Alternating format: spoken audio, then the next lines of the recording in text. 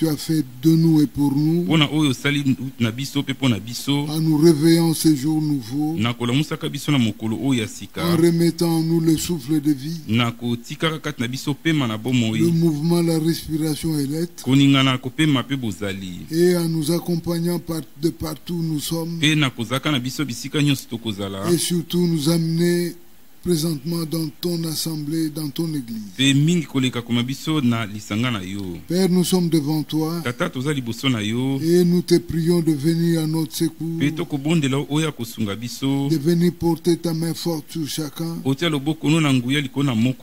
afin d'ouvrir nos cœurs à ta grâce et à ton écoute, comme nous le savons tous, que la Bible déclare que l'homme ne vivra pas de pain seulement, mais de toute parole qui sort de ta bouche. Seigneur, ouvre nos cœurs et place tes paroles dans nos bouches, afin que nous puissions toucher le cœur de ton peuple, pour que son édification puisse être évidente. Bénis-nous, bénis tout ce qui sortira de nos bouches. Assiste-nous en toutes choses, dans le puissant et précieux nom de notre Seigneur Jésus-Christ. Nous t'avons ainsi prié. Amen. Amen. Bien-aimés frères et sœurs, nous allons lire l'écriture dans le livre de Galates, au chapitre 1er. Nous commençons à partir du verset 11e. Il est écrit: je vous déclare, frères, que l'évangile qui a été annoncé par moi n'est pas de l'homme. Car je ne l'ai ni reçu ni appris d'un homme, mais par une révélation de Jésus-Christ. Vous avez su en effet quelle était autrefois ma conduite dans le judaïsme, comment j'ai persécuté à outrance et ravagé l'église de Dieu, et comment j'étais plus avancé dans le judaïsme que beaucoup de ceux de mon âge et de ma nation.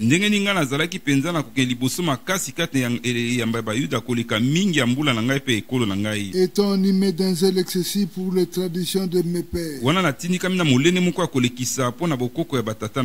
mais lorsqu'il a plu à celui qui m'avait mis à part de le sein de ma mère,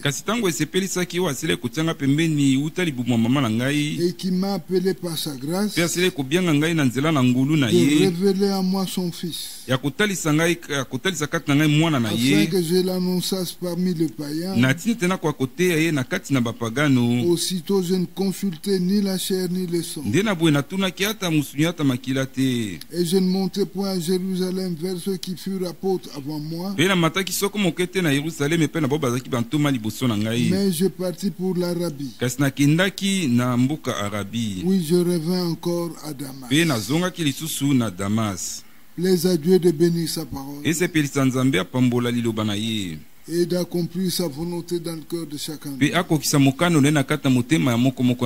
Bien-aimés frères et sœurs, aujourd'hui, il nous est permis de pouvoir parler au nom de Jésus-Christ, parce que tous nous sommes devant un fait accompli. Nous tous nous voyons aujourd'hui, c'est un jour que Dieu a fait, mais ce n'est pas un jour qui ressemble aux autres jours d'ordinaire, parce qu'à voir selon l'aspect que cela donne, ça ressemble à une ville qui est frappée par quelque chose d'extraordinaire. Du temps où on vivait les villes mortes, on pouvait dire que c'est la ville morte. Mais cela n'est pas le problème. L'occasion nous est donnée, selon ce que dit l'Écriture, que l'occasion soit favorable ou non, prêche la parole. Nous nous souvenons d'une prophétie dont disait le frère Branham que vers la fin de temps, l'église du Seigneur sera fortement secouée. Parce que cette église va en se profilant. C'est-à-dire elle évolue en prenant une forme conique. La base est large, mais quand nous montons, nous voyons que nous atteignons des dimensions qui se profilent. Et c'est là, c'est pour que tous ceux qui n'ont pas pu faire de bonnes expériences arrivent à dégringoler. Parce que la pierre de fête qui va bien se poser sur le cône, le temps est vraiment parti. Mais pour que cela arrive à s'accomplir mieux, le prophète de Dieu disait que l'église sera secouée, ballottée, de telle manière que tous ceux qui n'auront pas fait de bonnes expériences arriveront à succomber pour que le reste soit un nombre restreint, afin que la pierre de fête parvienne à se poser sans aucune difficulté. Bien-aimés frères, nous avions entendu parler qu'il adviendra des temps où on nous empêcherait de prier. Ce temps-là est là. Personne d'entre nous ne pensait que ça pouvait venir de cette manière. Mais la réalité est que aujourd'hui on nous a empêchés de prier. Quand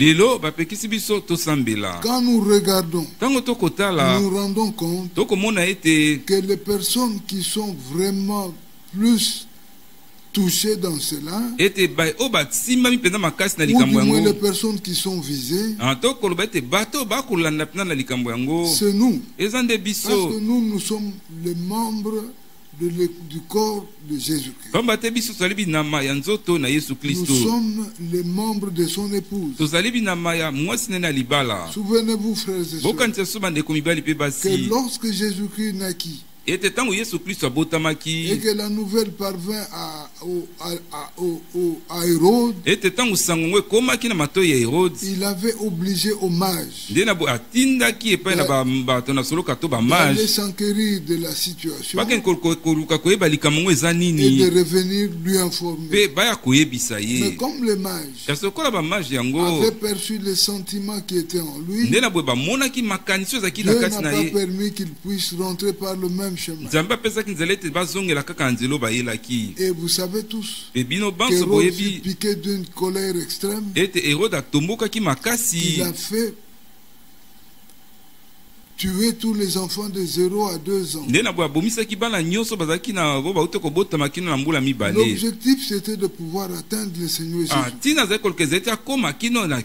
Mais les autres enfants ont péri parce qu'il n'a pas pu mettre la main sur lui. C'est pourquoi nous disons aussi vrai que l'époux a pu échapper à ce guet-apens,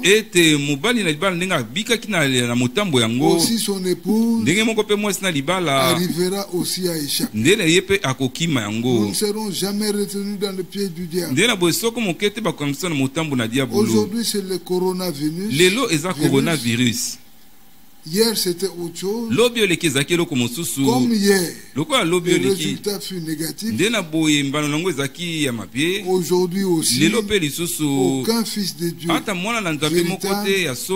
pourra perdre sa vie à cause de cela. Parce que nous sommes entre les mains de Dieu. Dans Jean 10, là l'Écriture dit que celui qui est entre mes mains, si quelqu'un, l'Écriture dit dans Jean 10, à partir du verset, je dis le verset 10e, La Bible dit que le voleur ne vient que pour dérober, égorger et détruire. Moi, je suis venu afin que le brebis ait la vie et qu'elle soit dans l'abondance. Je suis le bon berger. Le bon berger donne sa vie pour ses brebis. Bien-aimés frères, un peu plus loin, quand nous lisons en amont, Jésus dit que celui qui est dans ma main, personne d'autre ne peut le ravir. Nous sommes entre les mains du Seigneur. Et étant entre ses mains, nous avons une sécurité impossible. Et personne ne peut nous ravir dans ses mains. Parce que le Dieu que nous prions et en qui nous croyons, c'est le Dieu tout-puissant. Alors bien mes frères, soyons rassurés que rien ne nous arrivera. Comme le dit Psaume 91, la Bible dit là-bas, à partir du verset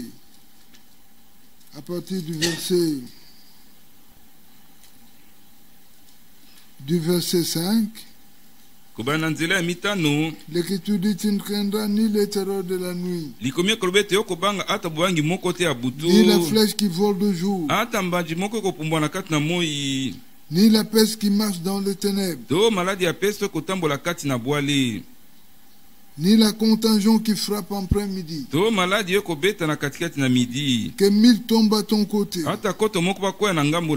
10 000 à ta droite, tu ne seras pas atteint. Et tes yeux seulement tu regarderas et tu verras la rétribution de méchants. Ainsi, bien-aimés frères, soyons plus que rassurés que nous sommes entourés d'une sécurité très forte. Parce que le Tout-Puissant veille sur nous. Et que rien ne pourra nous arriver. Que Dieu vous bénisse, frère. Mais maintenant, nous avons lu dans le livre de Galates. Là, dans Galates, là où nous avons lu, l'Écriture dit, l'Écriture parle de Paul. Paul nous donne l'assurance que l'évangile que lui prêchait, ce n'était pas un évangile qu'il avait hérité d'un homme, ou un évangile qui lui était venu de l'homme, mais que c'était par révélation. Parce que nous savons, frère, qu'aujourd'hui dans le monde, il y a plusieurs directions qui se sont dessinées. Il y a une catégorie d'hommes qui, avant de pouvoir exercer le ministère, il se retire dans une école quelque part, où ils vont pour qu'on leur enseigne comment est-ce qu'on peut prêcher. Cela n'est pas correct. Cela n'est pas biblique. Quand quelqu'un reçoit un don, il le reçoit de Dieu. Et c'est à l'école de Dieu qu'il va entrer. Bien-aimés frères, Dieu prendra soin de lui et le Seigneur va lui montrer qu'est-ce qu'il doit faire. C'est ainsi que Paul, que nous connaissons tous, un brigand, un meurtrier, quelqu'un qui avait une vie mauvaise, lui n'avait pour mission que de pouvoir brimer l'église du Seigneur. Mais un jour, alors qu'il se rendait à Damas, l'Écriture dit que c'était en plein midi. Il a vu une lumière resplendissante. Amwa ki Paul moko ze kongala makasi. Dont l'éclat dépasse même celui du soleil. O kongala nango eleki kutu ata ya mwese. Il avait frappé. Ebetaki ye. Et il est tombé de son cheval. Pe akoyaki uta na mpunda na ye. Alors il cria. Ndena bongo gangaki. Seigneur, qui es-tu? Kolo yo nani? Et la voix lui répondit. Pe mongongo ya noli. Je suis Jésus que tu persécutes. Ngai nazali Yesu oyo kobundisa.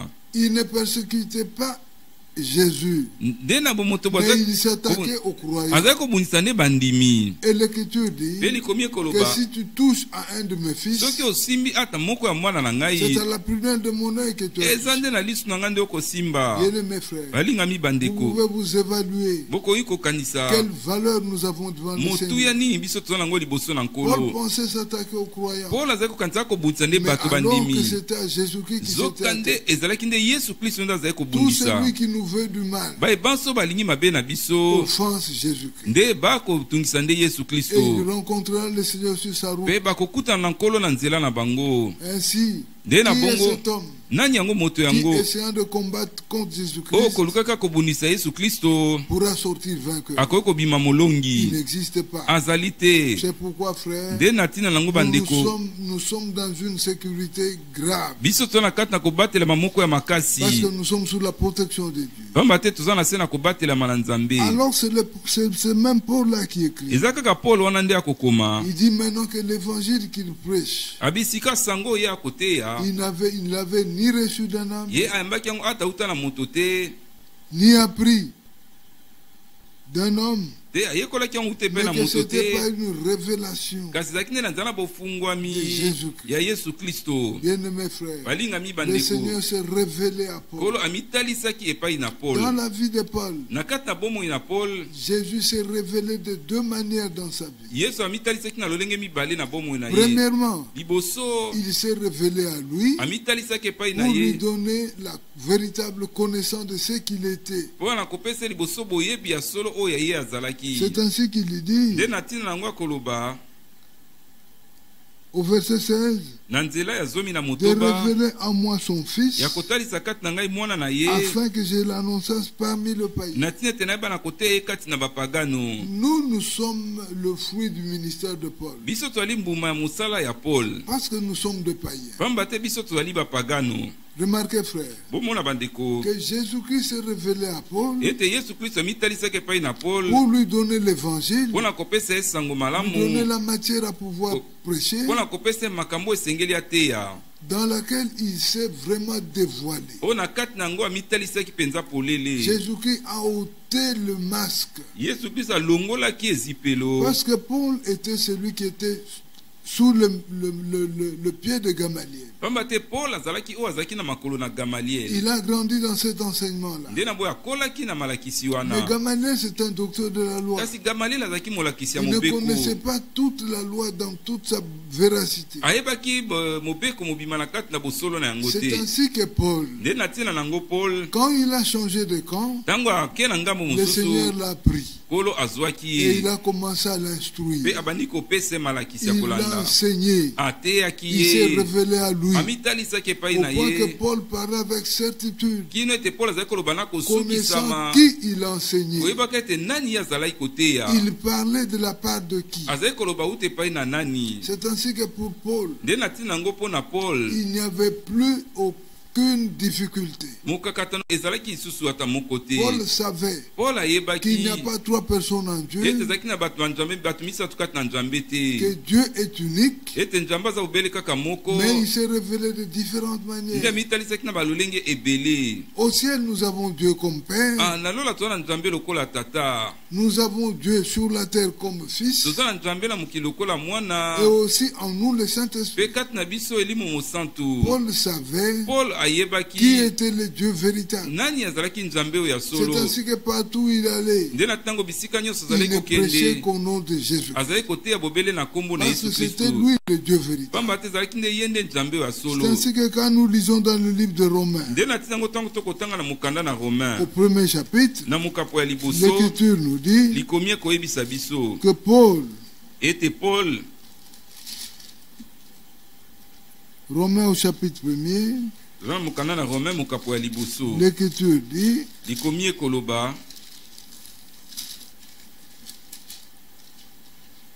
Paul, serviteur de Jésus-Christ, Paul mosali na Yesu Kristo, appelé à être apôtre, wa bengami kozala ntoma, mis à part pour annoncer l'évangile de Dieu, watami pembeni pona kotea sango malamu na Nzambe, qui avait été promis auparavant de la part de Dieu par ses prophètes dans les saintes écritures,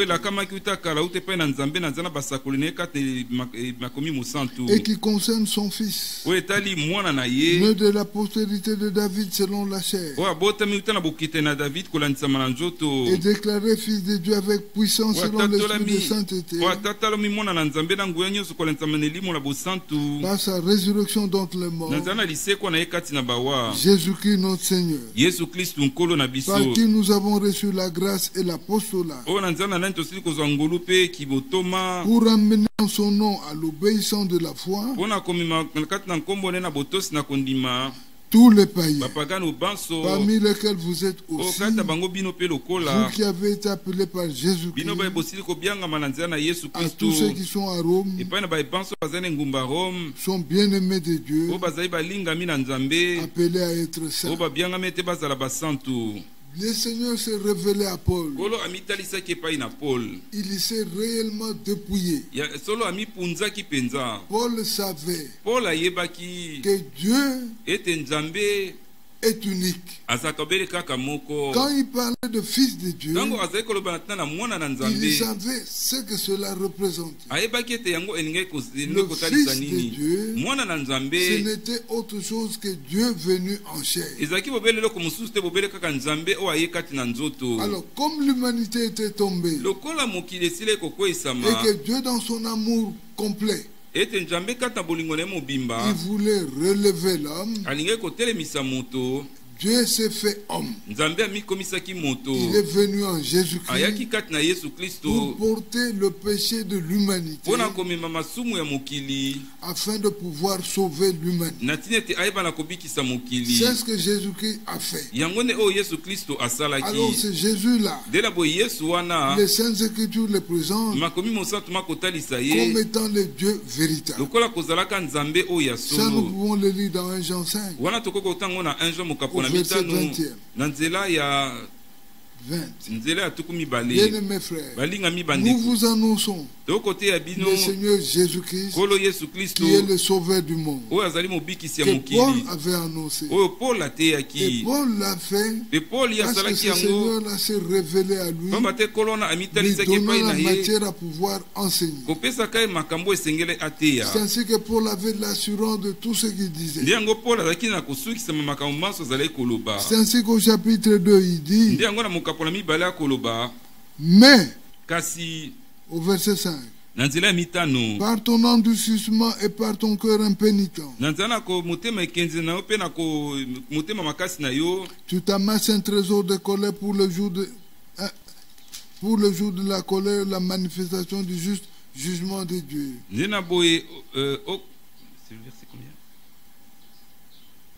Romains 2 au chapitre 5.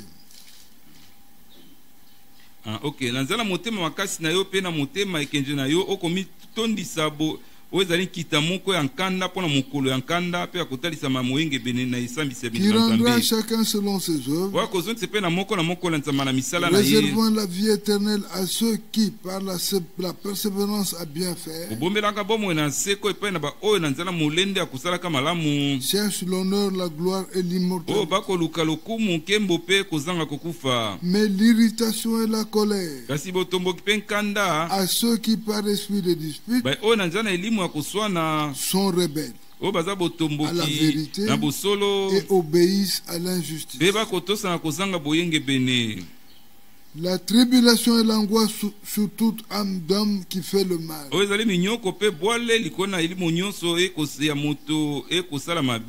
le juif premièrement, puis sur le grec. Alors bien mes frères, au verset 11 il dit, car devant Dieu il n'y a point acception de personne. Tous ceux qui ont péché sans la loi périront aussi sans la loi. Et tous ceux qui ont péché avec la loi seront jugés par la loi. Vient le verset 13. Il dit, ce ne sont pas en effet ceux qui écoutent la loi qui sont justes, devant Dieu. Mais ce sont ceux qui la mettent en pratique qui seront justifiés. Mes frères et sœurs, la parole de Dieu, quand nous l'écoutons, Dieu s'attend à quelque chose. Quand nous écoutons la parole, qu'elle pénètre en nous, le Seigneur s'attend à ce que cette parole-là soit mise en pratique. Dieu s'est accordé à chaque écriture, à chaque parole quand elle vient. Le Seigneur l'a fait accompagner de sa grâce, pour qu'en l'écoutant, nous ayons la possibilité de pouvoir la mettre en pratique. En fait, quand nous écoutons la parole, c'est pour que nous puissions la mettre en pratique. Que nous ne soyons pas des auditeurs oubliés. Non, mais que nous soyons des âmes qui sont promptes à mettre la parole en pratique. Par la grâce de Dieu. Bien-aimés frères et sœurs, Paul a reçu cela de Dieu. Il a pu prêcher toute la parole avec exactitude. Parce que lui-même le dit, que c'est par révélation. Bien-aimés frères, en Matthieu, l'Écriture dit que personne ne connaît le Père si ce n'est le Fils. Personne ne connaît le Fils si ce n'est le Père. Et personne ne connaît le Père si ce n'est le Fils. Et celui à qui le Fils veut le révéler. Quand le Seigneur se révèle à toi, lui-même te déclare que tu es heureux. C'est ainsi que nous aussi, aujourd'hui par la grâce de Dieu, nous devons implorer la grâce du Seigneur pour que nous ayons la même révélation que Paul. Que nous sachions en qui nous avons cru. Bien-aimés frères, l'idée de la Trinité et de l'enfer, Dieu n'est jamais en trois dieux. Dieu est unique. Mais c'est dans son unicité là, il a revêtu trois fonctions qu'il est venu accomplir. C'est pourquoi, mes frères et sœurs, vous qui m'écoutez, ou alors vous qui avez aujourd'hui le privilège de m'écouter, je veux vous instruire et vous dire quelque chose. Les dieux que nous prions, ce n'est pas un Dieu multiple. Non, c'est un Dieu qui, à son origine, était appelé Elohim. Elohim, dans la compréhension hébreu, veut dire celui qui subsiste par lui-même. Celui en qui il y a plusieurs manifestation de Dieu. Ces dieux-là, dans le livre de Genèse, l'Écriture dit Elohim.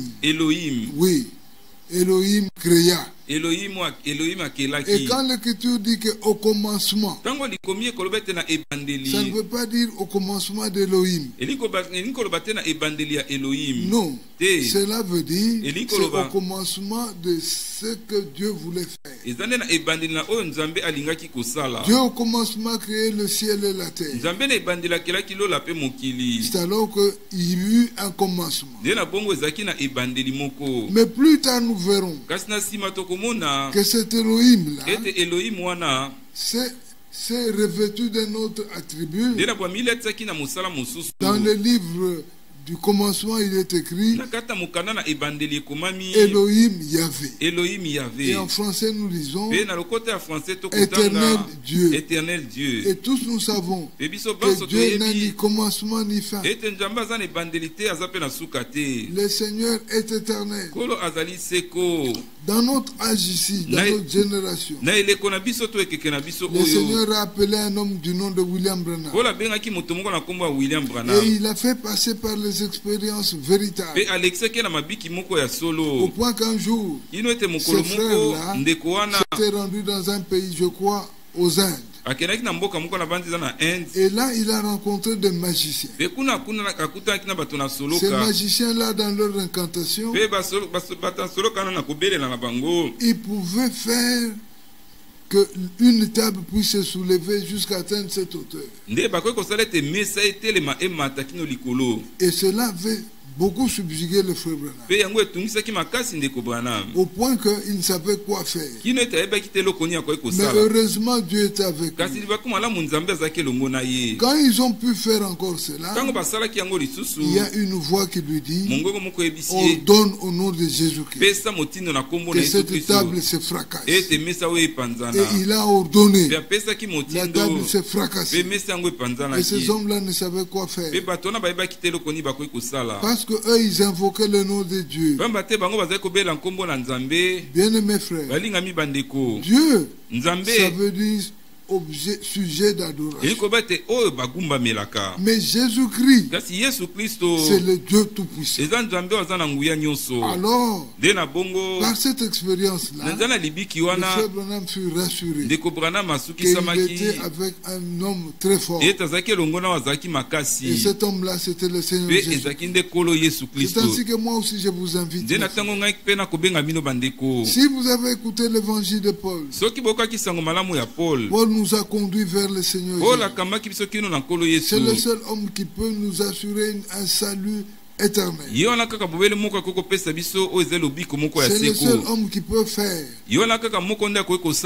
qu'aujourd'hui nous soyons dans une condition peut-être pas trop bonne, mais grâce à son secours, que nous atteignons une condition meilleure. Jésus-Christ transforme. Jésus-Christ change de vie. Jésus-Christ est le Dieu Tout-Puissant. Alors, bien aimés frères et sœurs, comme ce fut le cas avec Paul, qu'il est venu lui donner la matière à pouvoir enseigner, pour que les hommes puissent quitter les ténèbres et aller à la lumière. Ainsi nous aussi, qui avons écouté Paul, nous devons subir la même réaction. C'est pourquoi, frère, mon exhortation consiste à ce que nous puissions nous donner tout entièrement au Seigneur et nous attendre toujours à lui. Dans la deuxième dimension, le Seigneur s'est révélé à Paul. Dans la première, c'était qu'il lui a donné la matière à pouvoir donner. Mais dans la seconde dimension, c'est que le Seigneur Jésus s'est révélé dans la vie de Paul. C'est que le Seigneur est venu vivre dans Paul. Et Paul, en ce moment-là, il pouvait même aller plus loin, dire que je porte en moi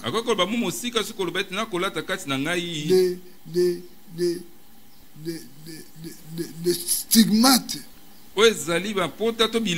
qui manquent à ce que le Seigneur devait subir. C'est qu'il avait connu une intimité profonde avec le Seigneur. Au point que Paul,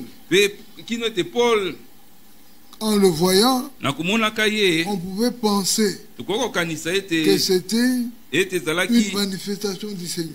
C'est ce que nous aussi, frères et sœurs, par la grâce du Seigneur, nous sommes appelés à expérimenter. Aujourd'hui, Jésus-Christ doit se révéler à chacun de nous. Jésus-Christ doit vivre sa vie dans chacun de nous. C'est pourquoi quand nous l'acceptons dans notre vie, nous ne devons pas aller par le dos de la cuillère. Nous devons aller sincèrement et franchement. Bien-aimés frères et sœurs, quand un homme donne sa vie au Seigneur Jésus-Christ, il ne le donne pas à moitié. Il doit donner tout son cœur au Seigneur Jésus. Aujourd'hui, c'est surprenant. Vous entendez des hommes qui chantent. Tu veux que je te donne quoi? Non, mais ça c'est erroné. Déjà la Bible a la réponse et nous la donne. Dans Proverbe, l'Écriture dit: mon fils, donne-moi ton cœur. C'est ce qui devrait constituer comme réponse à la question que chacun devait se poser. Qu'est-ce que tu veux que je te donne? Ce que Jésus-Christ veut, c'est de pouvoir vivre sa vie en toi. Bien-aimés frères, Jésus est venu nous racheter. Il est venu nous relever de la chute afin de vivre sa vie en chacun de nous. Si Jésus vit en nous, il va nous dicter la manière de vivre, de telle manière que nous ne serons jamais des chrétiens à moitié. Non, bien-aimés frères, ce qui est arrivé ici n'a pu surprendre que des hommes qui n'étaient pas attentifs. Et Walter Frank disait que chaque occasion que nous avons d'écouter la parole devrait constituer pour chacun de nous réellement un appel au réveil. Nous devions prendre chaque prédication comme étant un appel à ce que le Seigneur veut que nous puissions nous relever, nous réveiller. Parce que nous devions nous attendre que de temps comme ceci devrait arriver. Mais ce temps ici, quoi que cela est arrivé, ça n'a pas surpris de véritables croyants. Parce qu'en eux, ils ont constitué un dépôt. C'est ce que le Seigneur voudrait que nous puissions arriver à faire. Chacun de nous aujourd'hui est appelé, bien-aimés frères, à pouvoir faire toutes les expériences du salut. C'est là ce que doit faire un véritable chrétien. Un véritable chrétien, quand il donne sa vie au Seigneur Jésus-Christ, c'est qu'il s'attend à ce que le Seigneur puisse l'embarquer dans ce qu'il fait. Et Dieu doit le faire passer par la justification. Qu'est-ce la justification? La justification, selon ce que disait William Branham, c'est comme un homme qui marche dans sa parcelle et il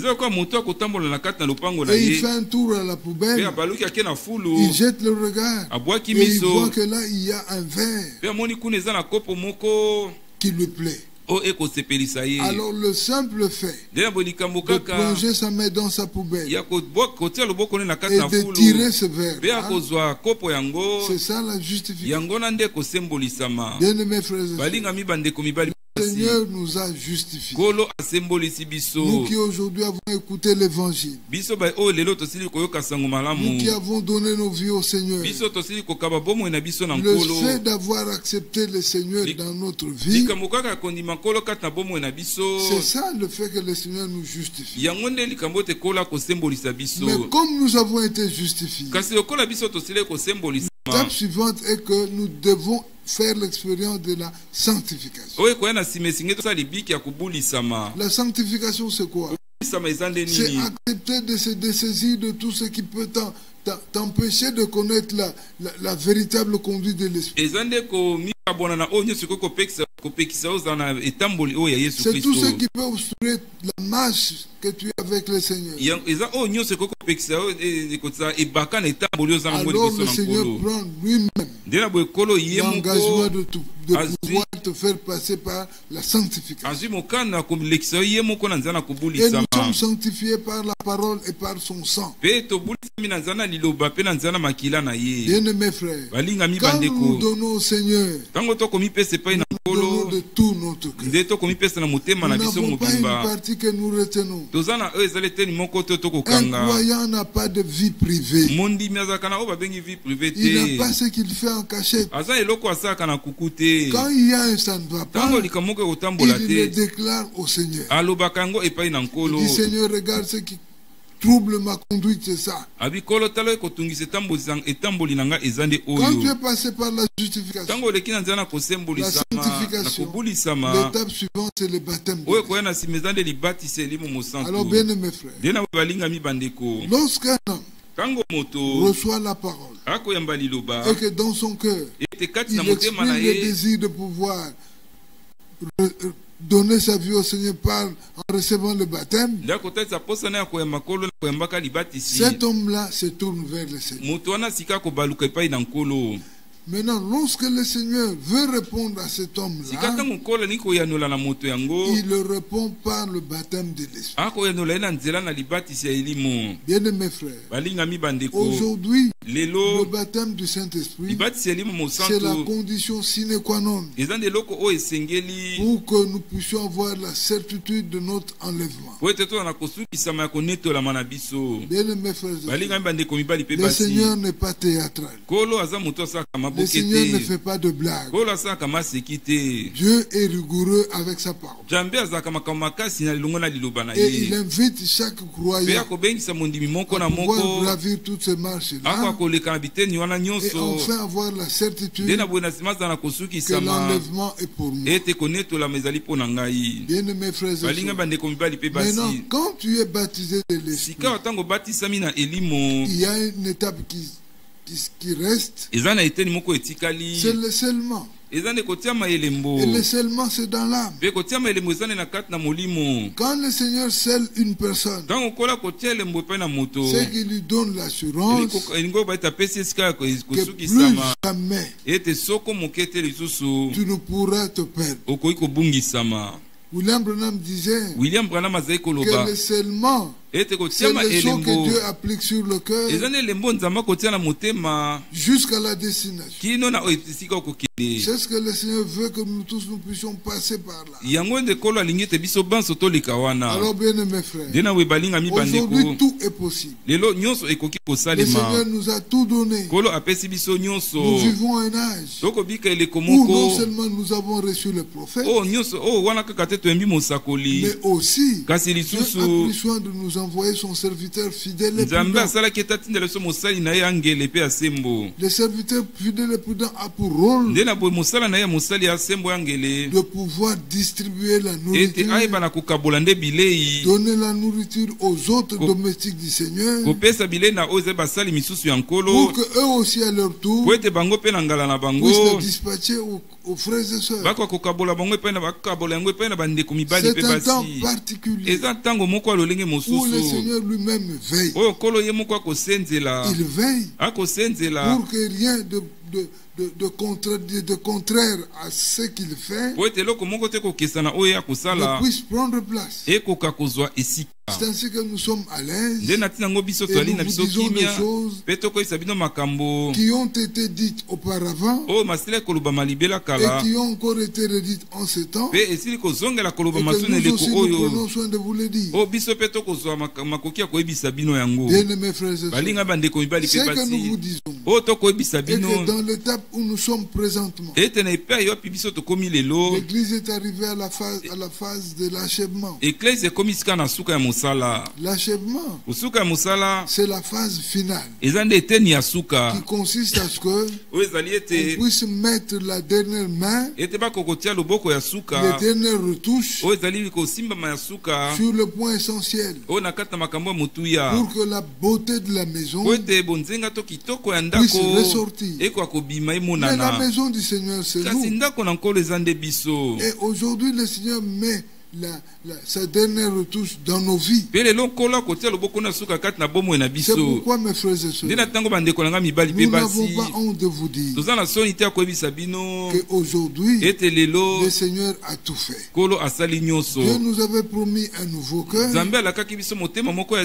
Nous croyons que comme il ne peut pas tromper, et comme il ne peut pas se dédier, dans des cœurs qui sont fidèles au Seigneur, Dieu a manifesté ce nouveau cœur. Et dans le nouveau cœur, il avait fait comme promesse que lui-même allait prendre soin d'écrire sa loi sur la table de nos cœurs et de faire en sorte que nous puissions obéir et mettre cela en pratique. C'est là l'étape où nous sommes. Alors bien mes frères, mais nous constatons malheureusement qu'alors que nous avançons, alors que nous cheminons vers l'avant, il y a certains de nos frères et sœurs qui ont difficile à pouvoir se saluer. Ou ils se saluent froidement. Bien mes frères, ça ce n'est pas la vie d'un croyant. Le croyant est appelé à pouvoir vivre pleinement l'évangile. Dans l'évangile, le Seigneur Jésus nous posait la question que si tu ne salues que ceux qui te saluent, qu'est-ce que tu as fait? Non, bien mes frères, nous devons dépasser les bornes. Nous devons aller vers ceux qui nous sont en contradiction. Oui, leur parler afin d'établir une liaison. Parce que nous sommes fils de paix. Un enfant de paix, partout où il est, il exale la paix. Parce qu'il est porteur de paix. C'est ce que nous sommes. Oui, bien mes frères et sœurs. Mais nous remarquons qu'il y a des frères et sœurs qui ont difficile à pouvoir regarder son frère dans les yeux, ou qui a difficile de parler à son frère. Ça, ce n'est pas l'attitude chrétienne. Nous n'avons pas reçu cela de Jésus-Christ. Mais nous devons, frère, à cause du temps, à cause de la pertinence du temps, nous devons par la grâce du Seigneur implorer sa miséricorde, afin que tout ce qui nous est impossible, que cela puisse être rendu possible. Et avec Dieu, cela est possible. Parce que le Seigneur nous a appelés à sa vie. Regardez ce qu'a été sa vie. Il savait ce qu'était Judas. Il connaissait le rôle qu'il jouait. Mais jusqu'à la fin, il n'a cessé de l'appeler mon ami. C'est ça. Un exemple éloquent qui doit attirer aussi nos regards. Bien mes frères, il n'y a qu'un seul ciel. Et ce qui entrera là-bas, c'est l'amour parfait. Et pour avoir l'amour parfait, il faut avoir alors de bons sentiments à l'égard de tout le monde. La même considération pour chacun. C'est à cela, bien mes frères, que nous sommes appelés. Parce que nous désirons que Jésus-Christ se révèle en nous par sa vie. La vie de Jésus-Christ, c'est une vie conciliante. C'est une vie pleine de sagesse. C'est une vie qui n'a pas de domaine privé. C'est une vie qu'on étale au grand jour. Parce que nous désirons que tout le monde connaisse ce que nous sommes. Bien mes frères et sœurs, le temps est suffisamment parti. Et nous osons vous dire que peut-être ce que vous écoutez ce matin, ça peut être la dernière fois. Parce que personne ne sait quand il quittera cette terre. Comme il n'a pas su quand est-ce qu'il est venu. Mais le tout dépend de Dieu. Mais alors c'est ce Dieu-là qui veut que nous puissions vous parler sous ce ton. Nous avons reçu une parole de réconciliation. C'est ce que dit Paul. Nous n'avons pas un ministère de condamnation. Mais nous avons reçu ce que Paul dit, un ministère de réconciliation.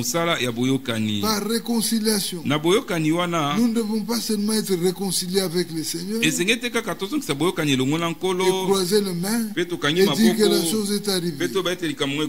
Non, par réconciliation, nous devons expérimenter la réconciliation horizontale et aussi la réconciliation verticale. Être réconcilié avec le Seigneur et aussi être réconcilié entre nous. Bien-aimés frères et sœurs, c'est à cela que le Seigneur nous a appelés. Nous sommes fils de lumière et notre lumière doit luire partout. Parce que nous sommes comme une ville située sur une haute montagne. Et tout le regard des gens nous regardent, sont tournés vers nous. Alors nous, à notre tour, nous devons implorer la grâce de Dieu pour que sa vie nous soit communiquer et que nous puissions la manifester. Que Dieu nous vienne en aide. Que le Seigneur nous vienne au secours. Bien-aimés frères et sœurs, parce que nous désirons faire de bonnes expériences. Nous désirons devenir des enfants de Dieu qui vivons la vie de Jésus. Oui, bien-aimés frères.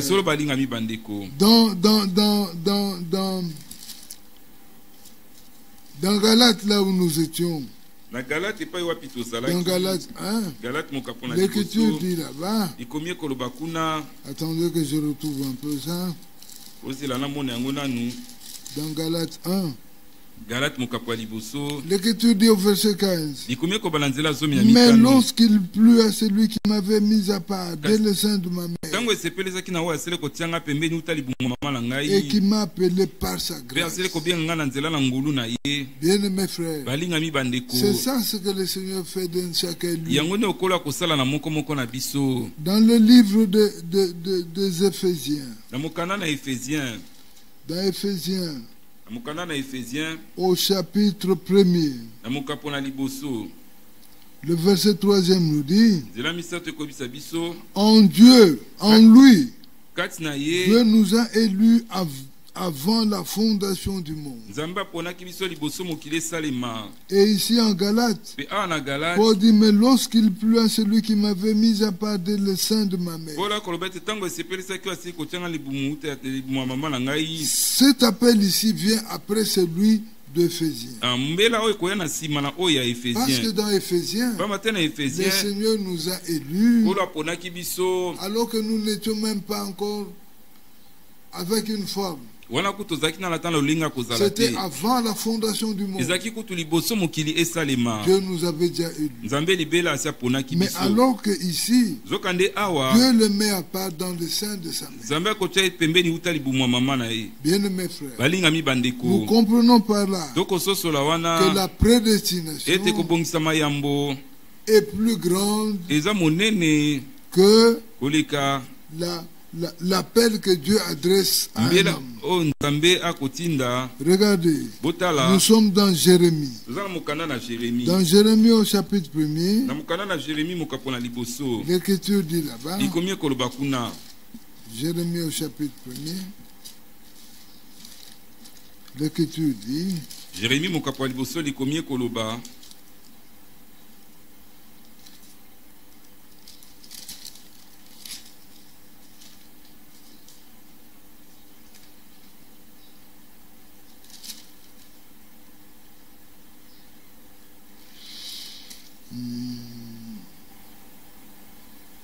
à partir du verset 4e, La Bible dit, la parole du Seigneur me fait adresser en ces mots. Avant que je t'eusse formé dans le ventre de ta mère, je te connaissais. Et avant que tu fusses sorti de son sein, je t'avais consacré. Je t'avais établi prophète de nations. Ici nous voyons que l'appel de Jérémie, le Seigneur le situe bien avant même qu'il soit formé dans le sein de sa mère. C'est-à-dire dans les temps éternels. Paul aussi a été appelé même. Mais son choix a été fait quand il était dans le sein de sa mère. Comme aussi celui de Jérémie. Mais pour nous, Dieu nous a élus avant les temps éternels. Et l'Écriture dit, pour que nous soyons saints et irrépréhensibles devant lui, nous ayant prédestinés dans son amour. Là j'ai lu Éphésiens, dans son amour, à être ses enfants d'adoption par Jésus-Christ, selon le bon plaisir de sa volonté. Bien-aimés frères et sœurs, vous et moi, en tant que nous disons élus de Dieu, le Seigneur nous a choisis dès avant la fondation du monde. Comme aussi Paul et Jérémie. Mais seulement en rapport avec ce qu'il devrait accomplir comme tâche. À Jérémie, cela a été fait quand il était dans le sein de sa mère. Je parle de Paul, mais en rapport avec Jérémie, c'était avant qu'il ne puisse être formé même dans le sein de sa mère. Donc nous comprenons par là que le choix de Dieu, c'est bien avant le temps. Mais pourquoi nous a-t-il élus? Il nous a élus pour que nous devenions saints. Et aujourd'hui, par la grâce du Seigneur, nous le disons sans aucun embâche que nous sommes des saints. Nous marchons sur la terre comme des saints. Nous n'attendons pas que nous mourions et qu'on vienne faire des cérémonies pour qu'on nous déclare saints. Non, le saint, c'est un homme vivant. Le saint, c'est celui qui vit encore et qui expérimente sa sainteté. Dieu a dit, vous serez saints parce que je suis saint. Être saint, nous le serons, mais déjà nous le sommes, parce que nous avons été portés entre les mains du Seigneur. Lui qui a dit dans Isaïe 46 que vous que j'ai porté à ma charge depuis votre origine. Notre origine n'est pas terrestre. Notre origine est céleste. Dieu nous a connus dès avant la fondation du monde. C'est ça notre origine. Et déjà en ce temps-là, Dieu nous avait déclaré saints. Et ce que Dieu dit que nous sommes, nous ne sommes pas sa grâce.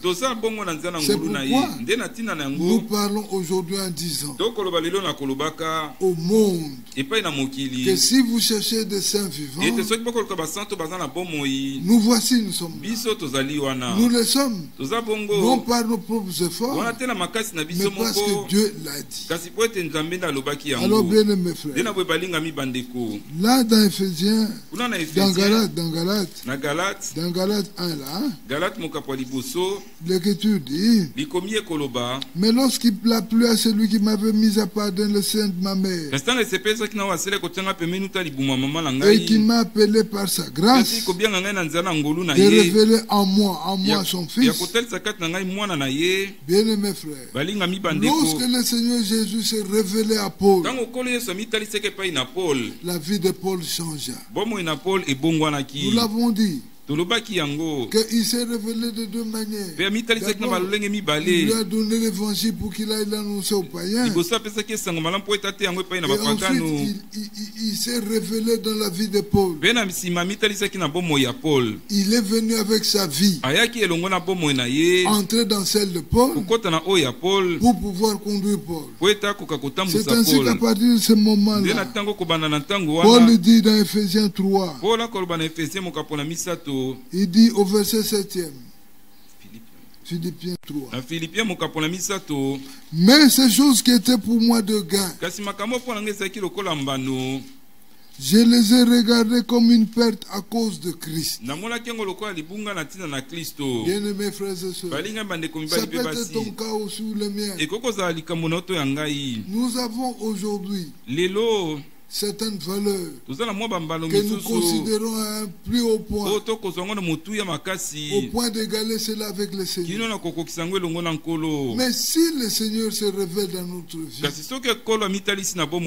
bien-aimés frères, nous ferons la même expérience que Paul, qui dit ce qui était pour moi comme de gain. Oui, bien-aimés frères, Dieu n'est pas pauvre. Dieu ne manque de rien. Dieu est celui qui enrichit les pauvres. Oui. C'est pourquoi, bien aimé frère, si le Seigneur se révèle à nous, nous devons avoir la même attitude que Paul. Nous devons considérer le Seigneur Jésus au plus haut point. Il doit prendre la prééminence dans notre vie. Il doit conduire notre vie et nous devons l'accepter. Nous devons en être fiers. Nous devons parler de lui à tous. Parce que nous avons goûté à ses bontés. Nous avons expérimenté sa grandeur. C'est ce qui était devenu Paul. Il lui dit, et même je regarde toutes choses comme une perte. Tout était devenu pour lui une perte.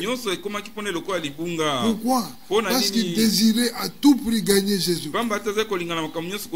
Et il savait lui-même, comme il le disait, que Christ est ma vie, que j'ai tout pleinement en Jésus. Oui, bien aimé frère, qu'il plaise à Dieu de faire de cela de chacun d'eux. Si chacun arrive à faire des expériences correctes, bien aimé frères et sœurs, nous n'aurons pas au milieu de nous beaucoup de problèmes.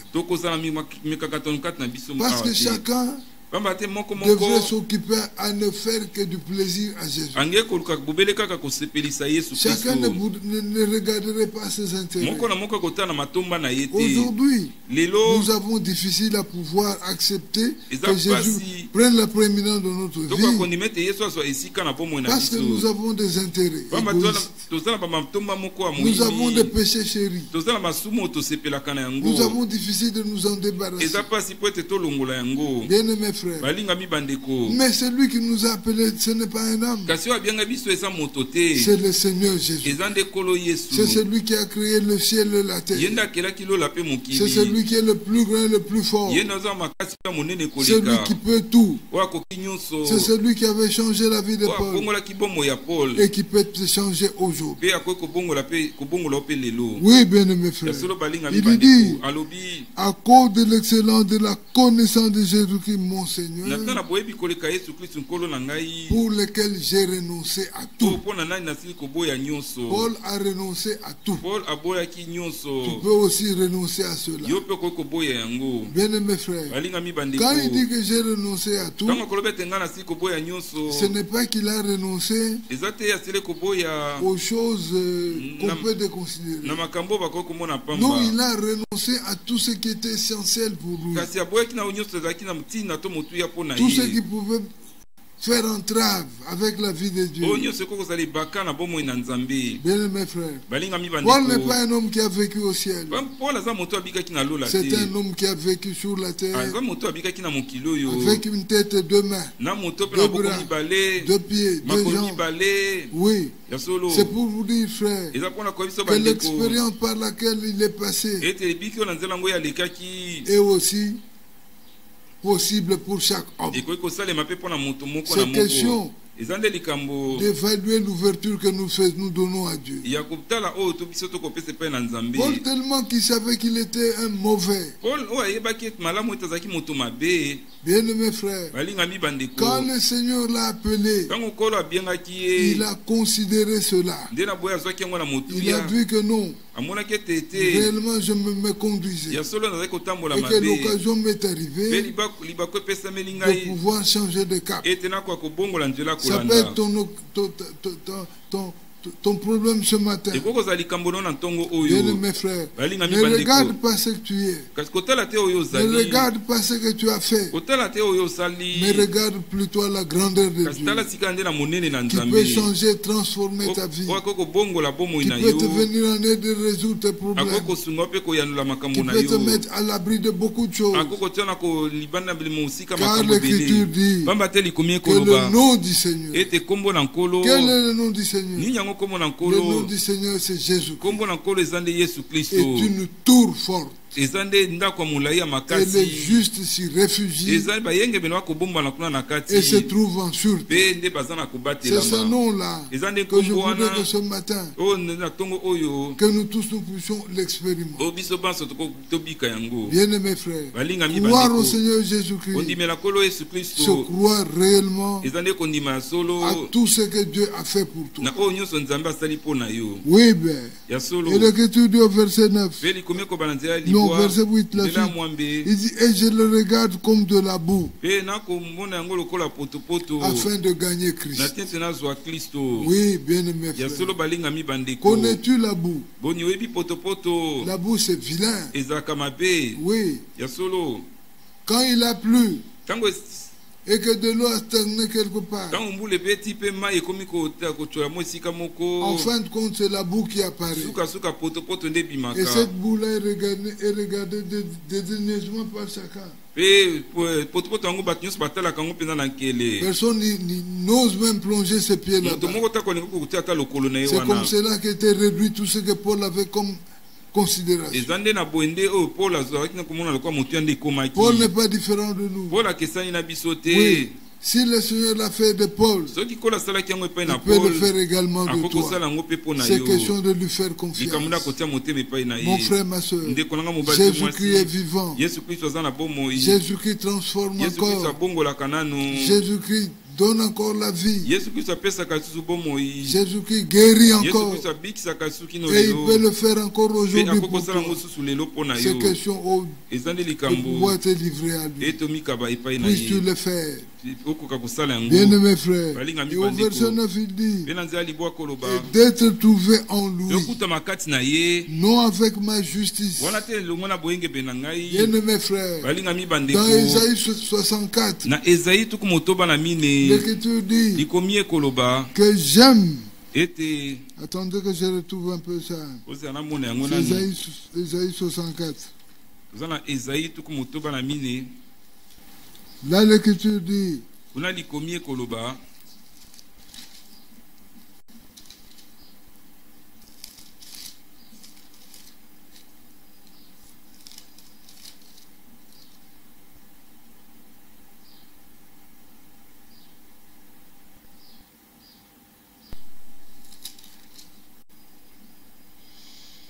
que la justice de l'homme n'est que de l'habit souillé.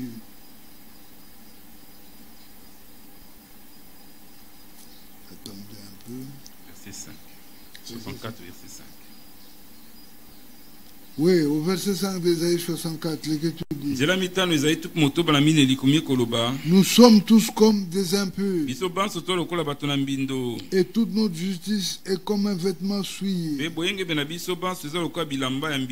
Oui, frère bien-aimé, ce n'est pas de cette justice-là, mais plutôt Paul désire se présenter devant le Seigneur avec la justice de Dieu qui s'obtient par la foi en Christ.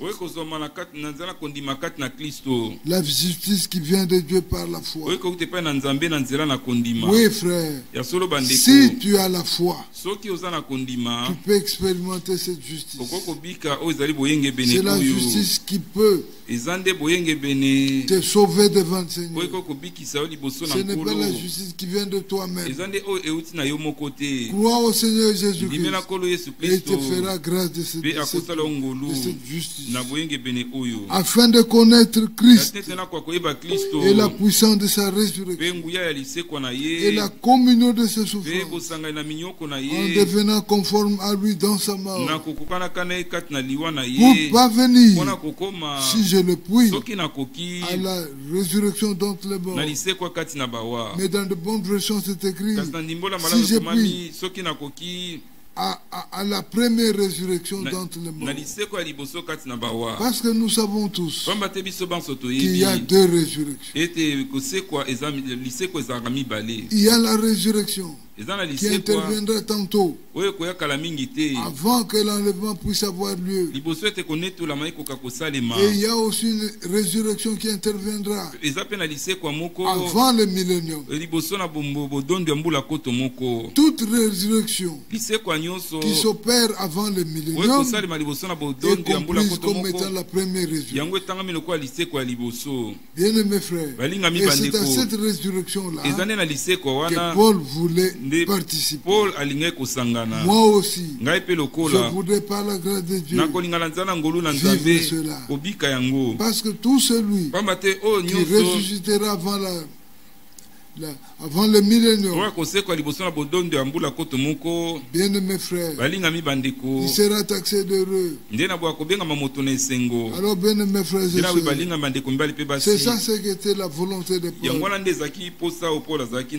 Et au verset 11 il dit, verset 12, il dit, ce n'est pas que j'ai déjà remporté le prix ou que j'ai déjà atteint la perfection, mais je cours pour tâcher de les saisir, puisque moi aussi j'ai été saisi par Jésus. Mon frère, ma soeur, c'est ça le désir qui est sorti du cœur de Paul. C'est ça ce qu'il poursuivait. Ce n'est pas de pouvoir saisir Jésus-Christ comme il est dit. Il ne pensait pas l'avoir fait, mais au moins Christ l'avait déjà saisi. Toi et moi, nous devons aussi courir de manière à ce que nous puissions parvenir à atteindre ces prix-là et aussi être saisis par Jésus.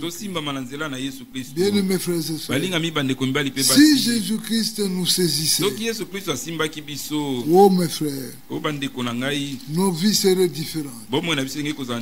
L'Écriture dit dans Jérémie au chapitre 20. Dans Jérémie 20, l'Écriture dit au verset 7e. Là l'Écriture dit, tu m'as persuadé Seigneur, et je me suis laissé persuader. Tu m'as saisi, tu m'as vaincu. Quand Dieu saisit un homme, il doit le vaincre. Et quand Dieu te vainc, c'est qu'il t'a transformé. C'est que tu es devenu une nouvelle créature. Ta façon de voir les choses a changé. Ta réflexion a changé.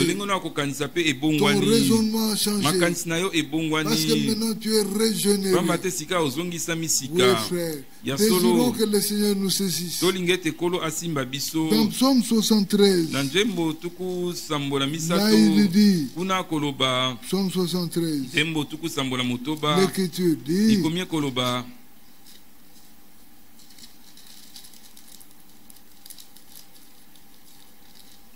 au verset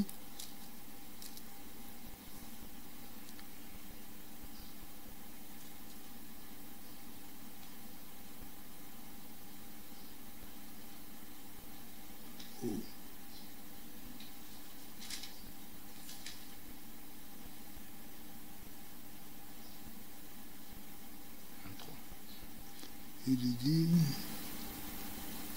tu me conduiras par ton conseil. 23.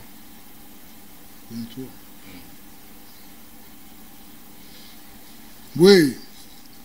Nous commençons à partir du verset 20. Il dit comme un songe au réveil. Seigneur, à ton réveil, tu repousses leur image. Lorsque mon cœur s'est glissé et que je me sentais percé dans les entrailles, j'étais stupide et sans intelligence. J'étais à ton égard comme le bête. Cependant, je suis toujours avec toi. Tu m'as saisi la main droite. Oui, bien-aimé frère.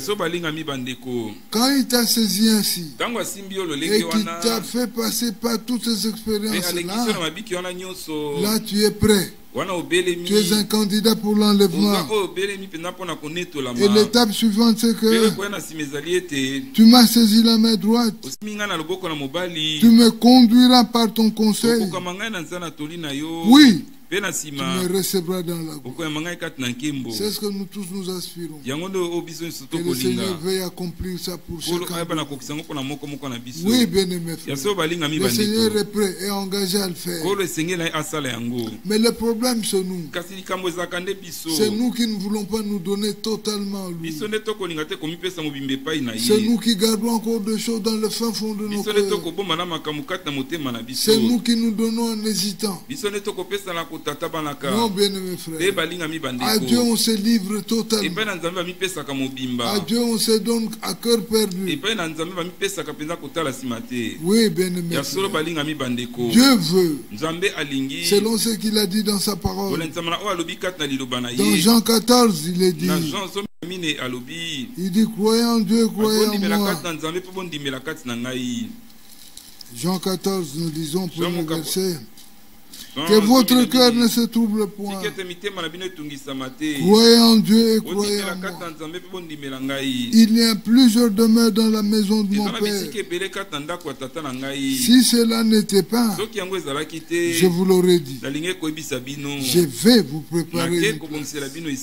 Et lorsque je m'en serai allé et que je vous aurai préparé une place, je reviendrai et je vous prendrai avec moi, afin que là où je suis, vous y soyez aussi.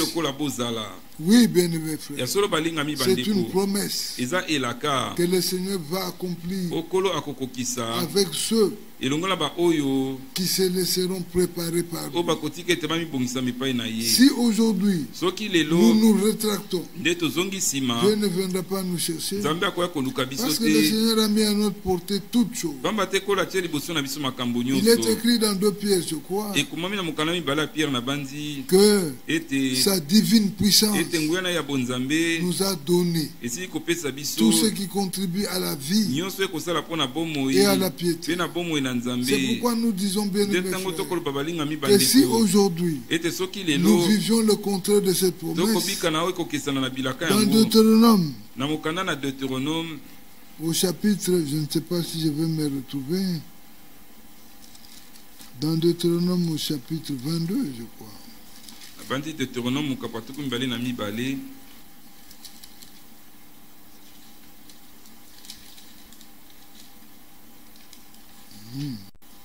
C'est pas vrai.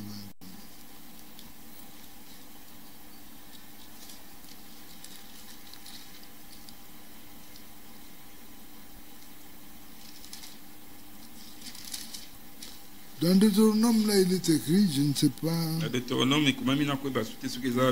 Oui, ce verset-là m'a échappé. On dit que si cela n'arrive pas, la faute n'est pas à vous, n'est pas à Dieu. C'est à vous que la faute incombe. C'est pourquoi, bien mes frères, agissons conséquemment. Soyons tous désirer de pouvoir expérimenter les véritables choses avec le Seigneur. Ayons soif de cela. Le psalmiste disait que mon cœur a soif de Dieu vivant. Oui, bien mes frères. Ayons soif de cela. Manifestons réellement cet engouement-là. Et Dieu manifestera réellement qui nous accompagne dans cela. Puisse le Seigneur qui a permis que nous puissions parler ainsi, qui nous vienne en aide au secours. Et s'il a pu toucher ton cœur, n'hésite pas. Là où tu es, prends du temps et tourne-toi vers lui. Élève ta voix. Le Seigneur te répondra. Que Dieu te bénisse richement, mon frère, ma soeur, et qu'il te vienne en aide au secours, qui permette que tu arrives à accomplir tout ce que tu as résolu dans ton cœur à son endroit. Que Dieu vous bénisse richement.